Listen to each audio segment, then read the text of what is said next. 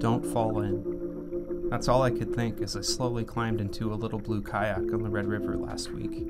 An afternoon adventure I agreed to try, all for the sake of a column. I'm a decent enough swimmer, and my time in the Boy Scouts gave me a couple chances years ago to canoe, but I had never been in a kayak, and my initial fears made it hard to remain relaxed and steady, necessary things if I didn't want to capsize. A lifetime's worth of irrational fears about the Red River flooded my mind. What if I fell in and the current was too much? Wasn't the water sludgy and unsanitary? But one paddle stroke at a time, I left these fears behind and gained a new appreciation for a great river that I've often maligned since I moved to the Red River Valley in 1998.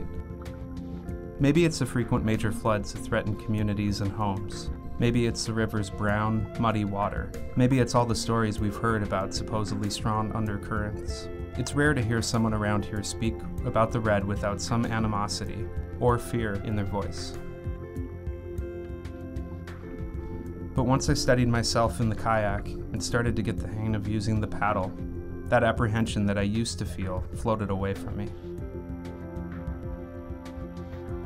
Christine Laney with the local nonprofit River Keepers paddled along in a separate kayak, at first providing me some sense of security in case I tipped over. Eventually, she became a knowledgeable voice for the river's many positive attributes. Did you know that there are actually more than 70 species of fish that live in it, even if catfish get most of the attention? There are no dangerous undercurrents on the river anymore, Laney said, though there used to be before all the dams, except the one near Drayton, North Dakota, were retrofitted. She gave me advice as I struggled to paddle upstream under the Main Avenue Bridge, telling me to hold the paddle farther out and use shallower strokes so I could move against the current. By the time we got to the Midtown Dam and turned around, I found my stride.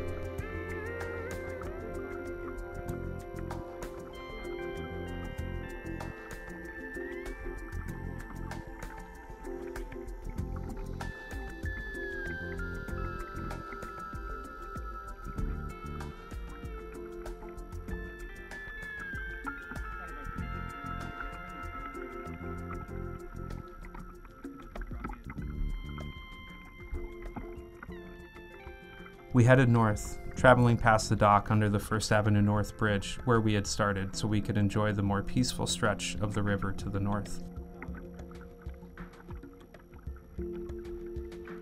Houses became an infrequent sight. For minutes at a time, there were no landmarks to confirm we were still in Fargo-Moorhead. The river started to feel smaller, more manageable, more inviting.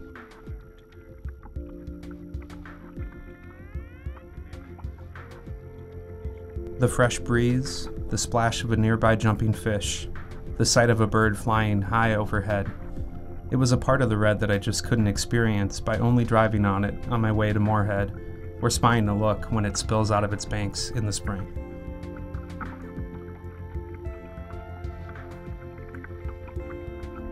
Before I knew it, we were back at the dock, and Laney lent me a hand as I climbed back onto solid ground. But I was tempted to stay in the kayak, not quite ready to end the adventure so soon. With a body of water this beautiful and welcoming, who would want to get out?